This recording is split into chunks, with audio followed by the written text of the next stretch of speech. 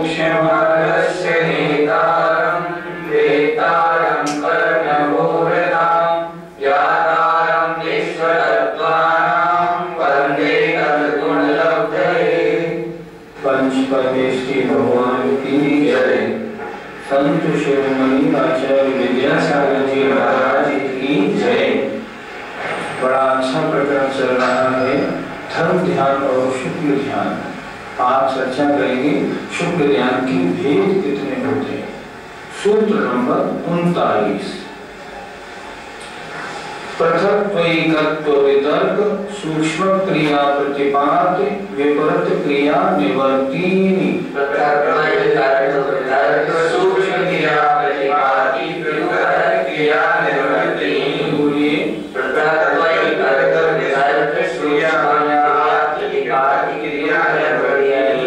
उच्चारण ठीक नहीं हुआ। इस सूत्र का उच्चारण बहुत लोग गलत बोलते हैं। फिर दोबारा देखें।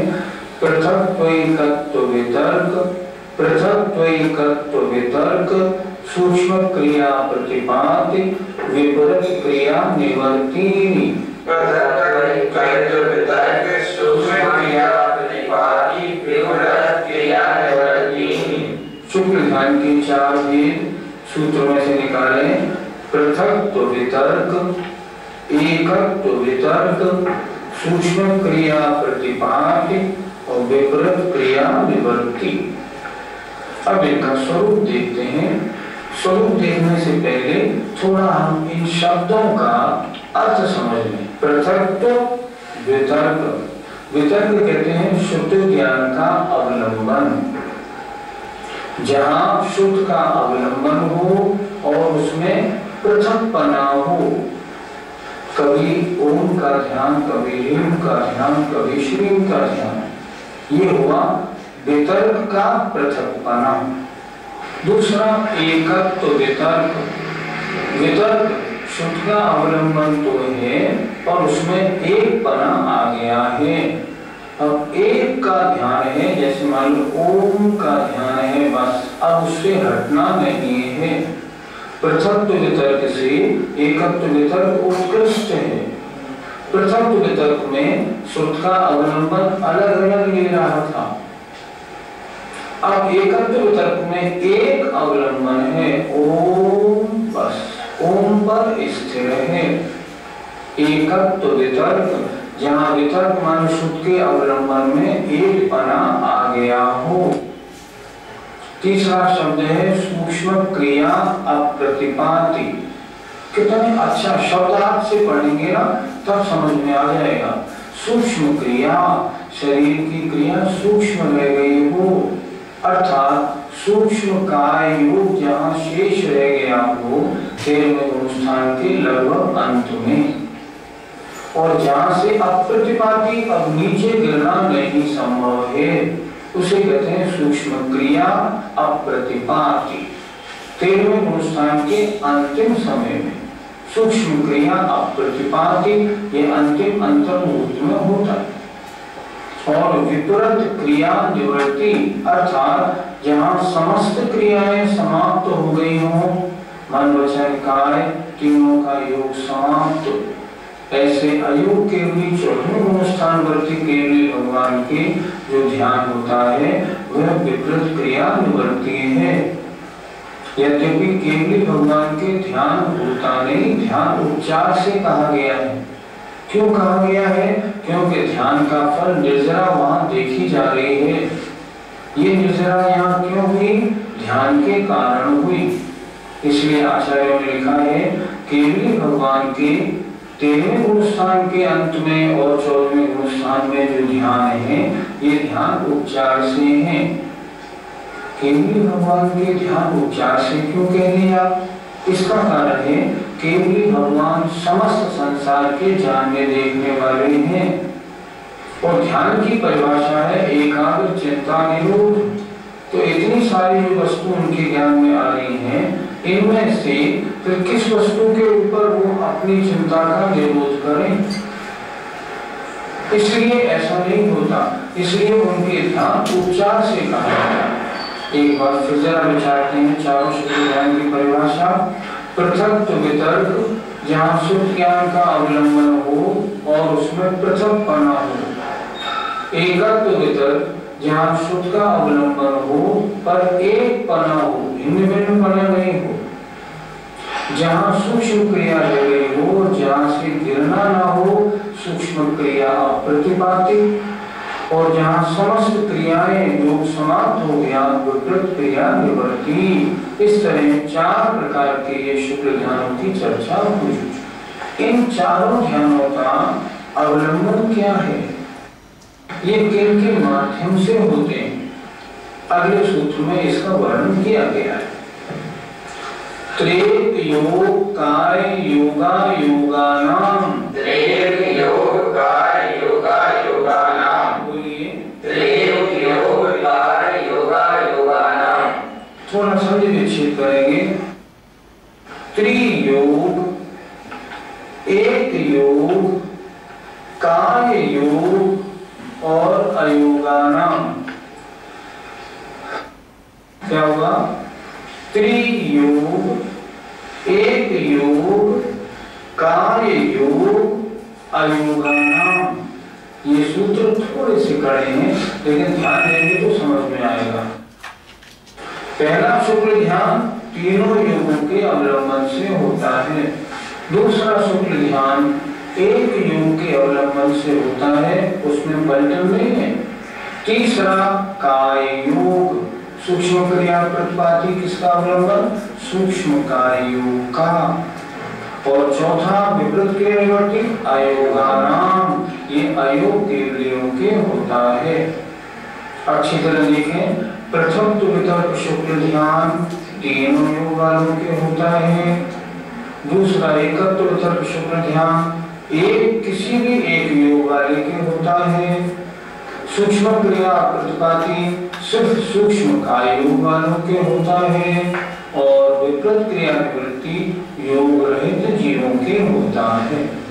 पंडित जी, चारों शुक्ल ध्यानों का जो काल कितना है? चारों शुक्ल ध्यानों का काल अलग अलग अंतर्मुख है, वैसे बहुत कम है।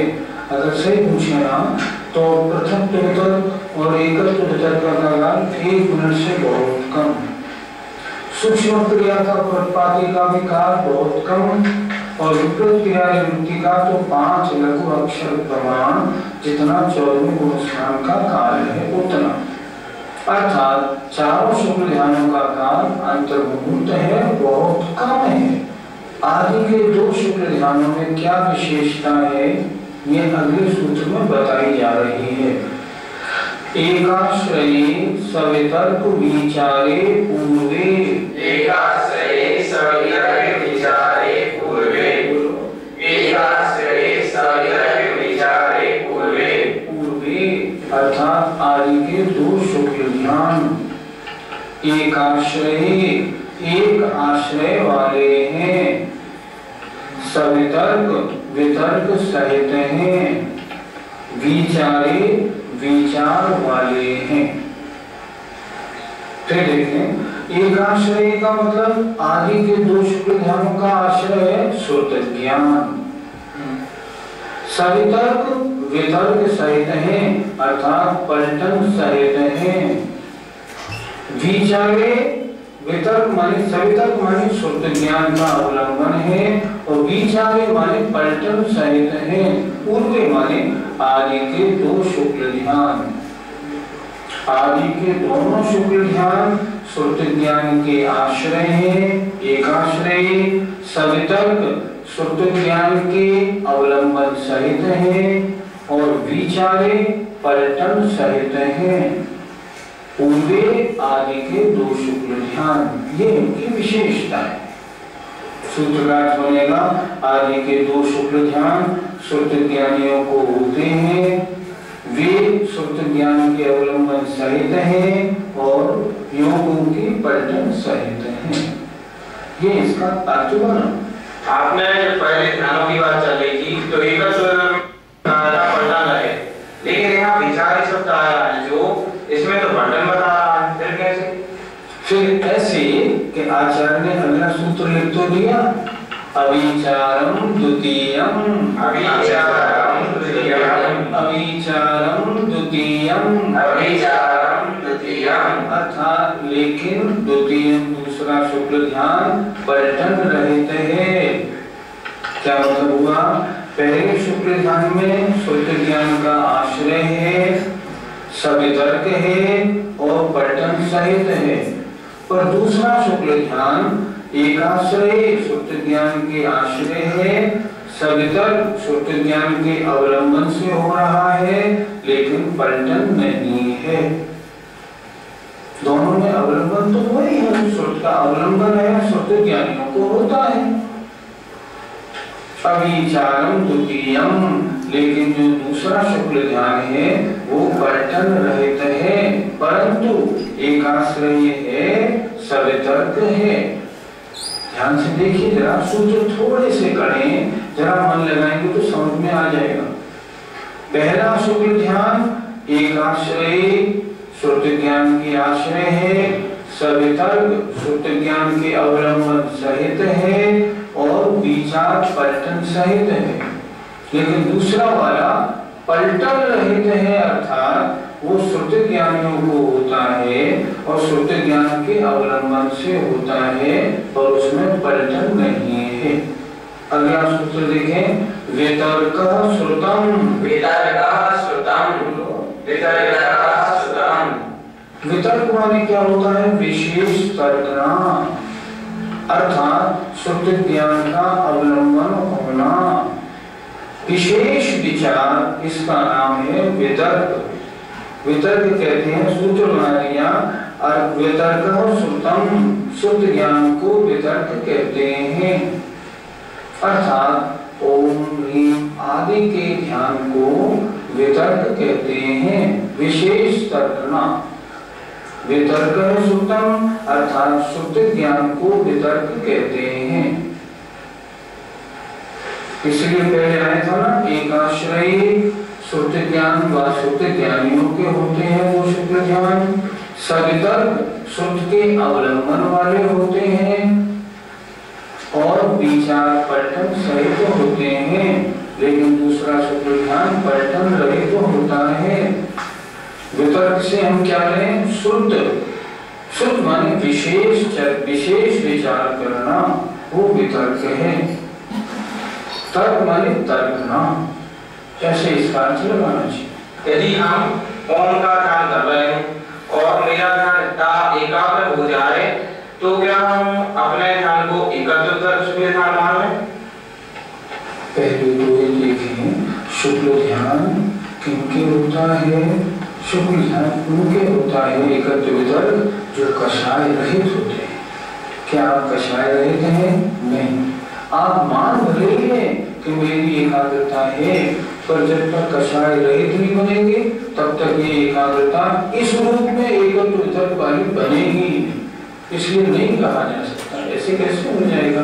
दूसरी बात, शुक्ल ध्यान किन शयनन वालों के होता है? उत्तम शयनन वालों के। आपका शयनन कौन सा है? नीचे का। इसलिए आपकी योग्यता ही नहीं है। जब योग्यता नहीं है तो होने का प्रश्न ही नहीं उठता। अगला सूत्र देखें, विचारोर्थ व्यंजन योग संक्रांति।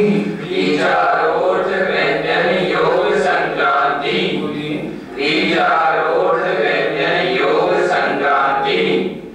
अभी तक हम सुनते आ रहे थे पलटना पलटना पलटना। ये पलटना क्या है? विचार। विचार से हम क्या लें? तो आचार्य ने स्पष्ट किया, एक एक शब्द को स्पष्ट कर रहे हैं। वितर्क को स्पष्ट कर दिया, विचार को स्पष्ट कर दिया, सबको स्पष्ट कर रहे हैं। क्या करें? विचारो, विचार कहलाता है अर्थ व्यंजन और योग का पलटना। अर्थात अर्थ माने विचार तीन प्रकार का, अर्थ संक्रांति, व्यंजन संक्रांति और योग संक्रांति। अर्थ संक्रांति का मतलब कभी द्रव्य का चिंतन, कभी पर्याय का चिंतन, कभी द्रव्य का चिंतन, कभी पर्याय का चिंतन। अर्थ संक्रांति। संक्रांति माने पलटना। दूसरा व्यंजन संक्रांति, कभी छोटे आ का चिंतन, कभी बड़े आ का चिंतन, कभी छोटे ई का चिंतन। ये है व्यंजन संक्रांति।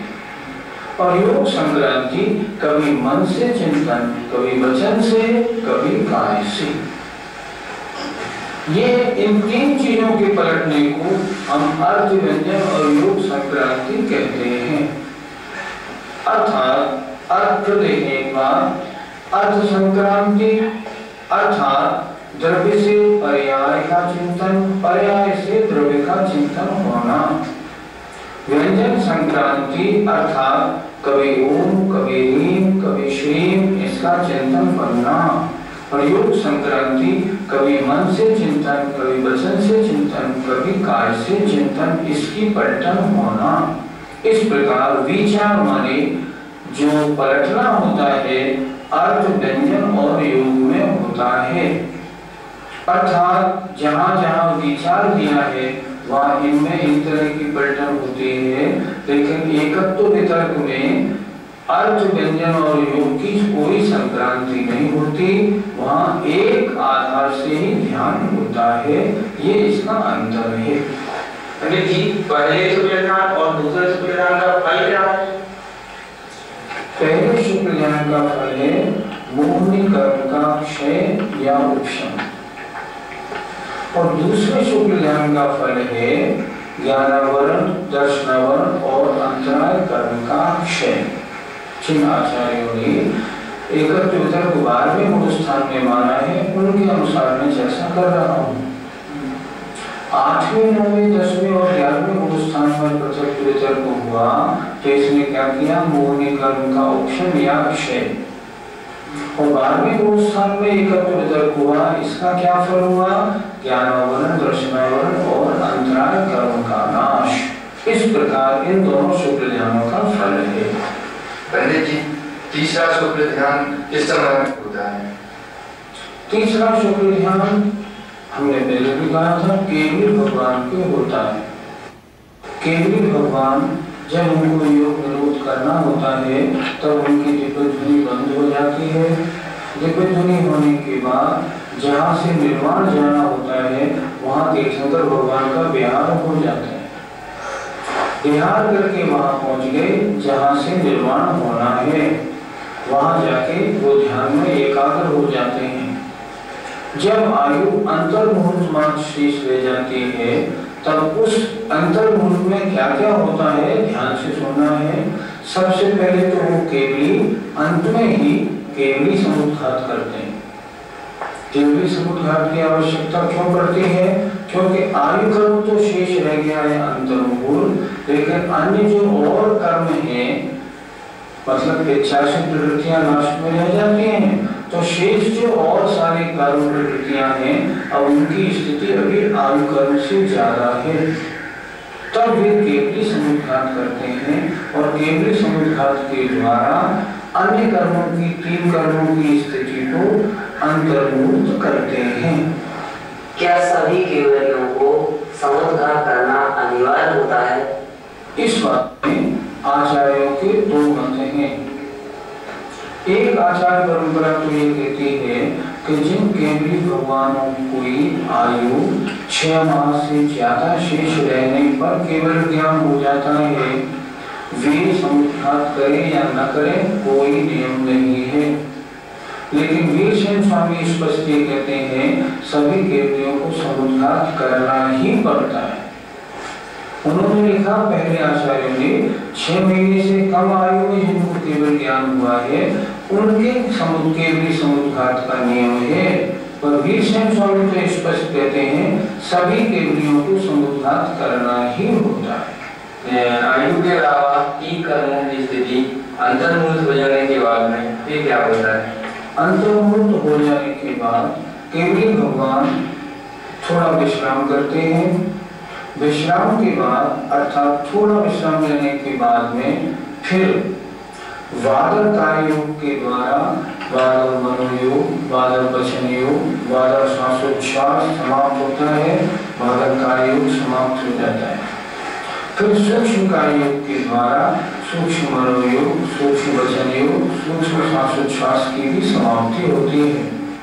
अब क्या बचा रह गया? मात्र सूक्ष्म कार्य योग। तब सूक्ष्म काय योग सहित होकर वेद केवली भगवान तब तीसरा शुक्ल ध्यान ध्याते हैं, क्योंकि तीसरा शुक्ल ध्यान मात्र एक योग में होता है, ये आपने पढ़ लिया, और सूक्ष्म काय योग में होता है। तब तीसरा शुक्ल ध्यान ध्याते हैं, और उस तीसरे शुक्ल ध्यान के द्वारा जो शेष 3 कर्मों की स्थिति अंतर्भूत हो गई थी, उस अंतर्भूत को आयु कर्म के बराबर कर देते हैं। केवली शब्द का जब होता है तो उसमें कौन कौन सा योग होता है? वे संयोग केवली हैं।